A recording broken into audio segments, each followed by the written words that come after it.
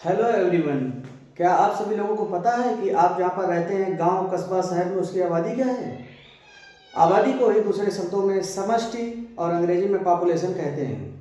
तो समष्टि और पॉपुलेशन एक ही चीज़ है। दूसरा टर्म है जैविक समुदाय, बायोटिक कम्युनिटी। इनमें अंतर क्या है, इनके अर्थ क्या है, इसको आज बताने वाला हूँ। तो समष्टि किसी एक भौगोलिक क्षेत्र में रहने वाली एक ही प्रकार की जात की जो संख्या का समूह होता है जिसमें अंतः प्रजनन हो सकता है, उसे समष्टि कहते हैं। जैसे कोई गांव है, गांव में जितने भी मानव रहते हैं, चाहे वो पुरुष हो चाहे महिलाओं हो, उनकी जितनी भी संख्या है और उनके बीच में अंतः प्रजनन स्थापित हो सकता है, तो ये क्या कहलाई? समष्टि कहलाएगी। कौन सी समष्टि कहलाएगी? ये मानव समष्टि कहलाएगी, मानव आबादी कहलाएगी, या ह्यूमन पॉपुलेशन कहलाएगी। अलैंगिक जनन करने वाले जीवों को में भी ये गुण पाया जाता है, या उसको भी समष्टि के रूप में देखा जाता है। जैसे कोई एक संवर्धन प्लेट में जीवाणुओं की संख्या जितनी भी होती है, किसी एक कल्चर मीडियम में जीवाणुओं की जो एक संख्या होती है, एक ही प्रकार की जाती है जीवाणुओं की, तो वो उसकी समष्टि कहलाएगी। किसी सुनसान क्षेत्र में या सुनसान बगीचे में रहने वाले चमगादड़ों की संख्या, वो चमगादड़ों की समष्टि कहलाएगी। किसी सूने घर में रहने वाले चूहों की संख्या, वो चूहों की समष्टि कहलाएगी। इसी तरीके से किसी वन क्षेत्र में आम के पौधे लगे हुए हैं तो वो आम की समष्टि कहलाएगी।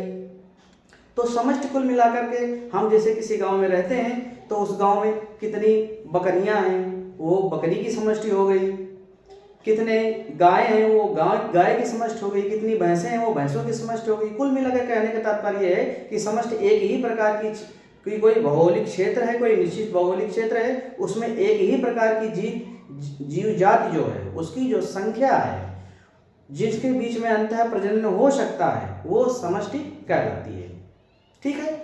अब रही बात बायोटिक फैक्टर्स, जो बायोटिक कम्युनिटी है, जैविक समुदाय है, तो जैविक समुदाय में प्राकृतिक रूप से उस भौगोलिक क्षेत्र में पाए जाने वाले सारे पौधे, सारे जंतु तथा सारे सूक्ष्म जीव आ जाते हैं। जो उनकी समष्टियां होती हैं वो सामूहिक रूप से क्या कहलाती हैं? जैविक समुदाय या जैविक समुदाय कहलाती हैं। पारिस्थितिक तंत्र में इसे ही बायोटिक कंपोनेंट, जैविक घटक के रूप में जाना जाता है, जिसमें उत्पादक, उपभोक्ता और अपघटक आ जाते हैं। आगे मैं पढ़ाऊंगा आप लोगों को इसके बारे में भी। तो मूल रूप से आपने समझा कि समष्टि क्या है और जैविक समुदाय क्या है। आइए जानते हैं इसके बीच में अंतर क्या होता है। देखिए, समष्टि जो होती है उसमें एक ही प्रकार की जीव जाति का समावेशन होता है इनके, और जो जैविक समुदाय होता है इसमें विभिन्न प्रकार की जो समष्टियां होती हैं उनकी संख्या सामूहिक रूप से गिनी जाती है या मानी जाती है।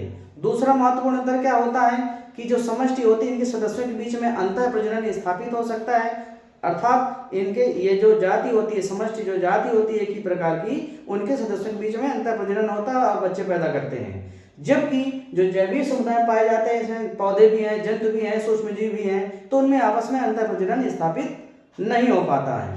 तीसरा महत्वपूर्ण अंतर यह है कि जो समष्टि होती है, आबादी होती है, उसके आकार की, उसके व्यवहार और उसका आनुवंशिक गठन, चूंकि एक ही प्रकार की जातियां होती हैं तो एक समान होता है। क्या क्या एक समान होता है? आकार, व्यवहार और आनुवंशिक गठन, जो कि जैविक समुदाय होता है इसमें नहीं पाया जाता है, क्योंकि इसमें डिफरेंट टाइप्स ऑफ पॉपुलेशंस पाई जाती हैं। इसके बाद में एक महत्वपूर्ण अंतर और बचता है कि जो समष्टियां होती हैं इसमें परभक्षण नहीं होता है, प्रीडेटर और प्री का संबंध नहीं होता है। क्योंकि एक ही प्रकार की जातियां होती हैं तो इसमें ऐसा नहीं पाया जाता है। अपने ही जीव जाति को वो नहीं खाते हैं अपने ऊर्जा की पूर्ति के लिए। जबकि जो जैविक समुदाय होता है, जैविक समुदाय में पौधे, जंतु, सूक्ष्मजीव सभी आते हैं और अपनी क्षुधा पूर्ति के लिए, उदर पूर्ति के लिए या ऊर्जा प्राप्त करने के लिए या पोषण प्राप्त करने के लिए वो दूसरे जीवों को भक्षण करते हैं। तो भक्षण और भक्ष्य का संबंध इसमें पाया जाता है। भक्षी और भक्ष ये आगे चल के आपको पढ़ाया जाएगा। फिर भी मैं शॉर्टकट में आपको बता देता हूँ कि भक्षी जो किसी दूसरे जीव को अपनी ऊर्जा प्राप्ति के लिए खाए, और भक्ष वो खुद वो मीडियम होता है जो दूसरे को अपने आप का न्यौछावर करके दूसरे को पोषण प्रदान करता है। कुल मिला करके उसको दूसरा कोई खा जाता है। जो खा जाए वो प्रीडेटर और जो खाया जाए वो प्री। ये है। अब देखिए समष्टि के प्रमुख लक्षण। समष्टि के लक्षण कौन कौन से हो सकते हैं? समष्टि के लक्षण जन्म दर, मृत्यु दर, जैव सूचकांक, आयु संरचना या आयु वितरण, समष्टि घनत्व और समष्टि वृद्धि होती है। जन्म दर क्या होता है? किसी इकाई क्षेत्रफल में प्रति 1000 पुरुषों पर जन्म लेने वाले नए सदस्यों को क्या कहा जाता है? जन्म दर कहा जाता है। जैसे कोई गांव है, उसकी संख्या 1000 है और उसमें जितने बच्चों ने जन्म लिया वो उसकी वहाँ की जन्म दर हो गई। या 1000 की आबादी में 10 नए बच्चों ने जन्म लिया, उनका उसमें समावेशन हो गया, तो कितने संख्या हो गई? 1010 हो गई टोटल। तो ये कहा जाएगा 10 सदस्य प्रति 1000 प्रतिवर्ष। प्रतिवर्ष में इनकी जन्म दर क्या है? 10 है। इसी प्रकार मृत्यु दर हो जाती है कि किसी निश्चित भौगोलिक क्षेत्रफल में प्रतिवर्ष प्रति 1000 सदस्यों में मरने वाले सदस्यों की संख्या को क्या कहा जाएगा? मृत्यु दर कहा जाएगा। तीसरा इसका प्रमुख लक्षण है जैव सूचकांक। किसी इकाई समय में इकाई आबादी में जन्म दर व मृत्यु दर में अंतर को जैव सूचकांक कहा जाता है। जो जन्म दर है और मृत्यु दर है उनमें अगर अंतर आ जाए किसी निश्चित समय में, किसी निश्चित आबादी में, तो वो उसका जैव सूचकांक कहलाता है। जैव सूचकांक बराबर होता है, जैव सूचकांक बराबर नेटेलिटी अपॉन मॉर्टेलिटी मल्टीप्लाई 100। ये नेटेलिटी जो होती है ये होती है जन्म दर, और जो मोर्टेलिटी होती है ये होती है मृत्यु दर। इसमें अगर अंतर आ जाए तो क्या कहा जाए? उसे जैव सूचकांक कहा जाएगा। अगर इसको 100 मान लिया जाए तो 100 से अगर अधिक संख्या बढ़ती है तो कहा जाएगा जैव सूचकांक बढ़ रहा है। 100 से संख्या घटती है तो कहा जाएगा कि जैव सूचकांक कम हो रहा है, उसमें कमी हो रही है। यदि 100 ही संख्या निश्चित बनी रहती है तो कहा जाएगा कि जैव सूचकांक उदासीन है। ठीक। अब अगला पॉइंट है, इसका लक्षण जो समष्टि का होता है आयु संरचना या आयु वितरण। कोई भी समष्टि होती है तो उसमें विभिन्न आयु वर्ग के लोग रहते हैं। यह कहा जाए कि 0 से 5 वर्ष के जितने बच्चे, 5 से 12 वर्ष के बच्चे, 12 से 40 वर्ष के, 40 से 80 वर्ष के बीच में, तो विभिन्न आयु वर्ग के लोग रहते हैं। यही इसकी आयु संरचना या आयु वितरण कहलाती है। फिर अगला पॉइंट आता है समष्टि घनत्व।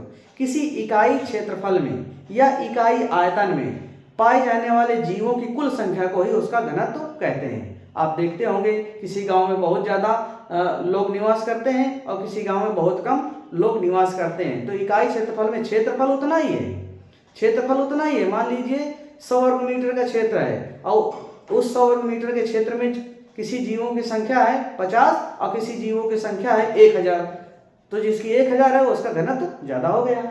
इसी तरीके से समष्टि वृद्धि। किसी भी समष्टि में जितने भी जीवधारी होते हैं उनकी संख्या कभी भी स्थैतिक नहीं रहती है, कभी भी बिल्कुल कांस्टेंट नहीं रहती है, वो लगातार बढ़ती रहती है। उसके कई कारक होते हैं, उसको इस ग्राफ के द्वारा समझ सकते हैं।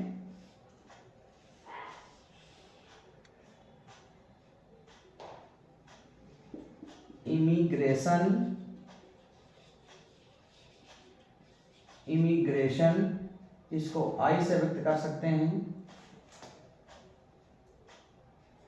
इसके देखिए बगल में मैंने प्लस लिखा हुआ है, बर्थ। इसके बगल में भी देखिए मैंने प्लस लिखा हुआ है, एमिग्रेशन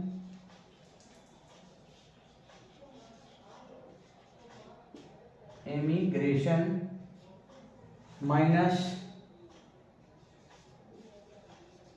और डेथ माइनस, यहां पर क्या हो जाएगा? पॉपुलेशन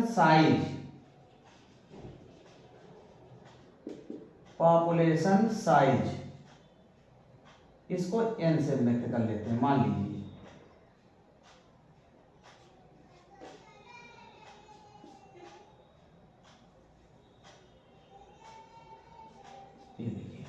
पॉपुलेशन साइज जो समष्टि है, पॉपुलेशन मीन्स आबादी का जो आकार है वो कई चीजों पर, फैक्टर्स पर डिपेंड करता है। ये देखिए यहाँ पर क्या है? बर्थ।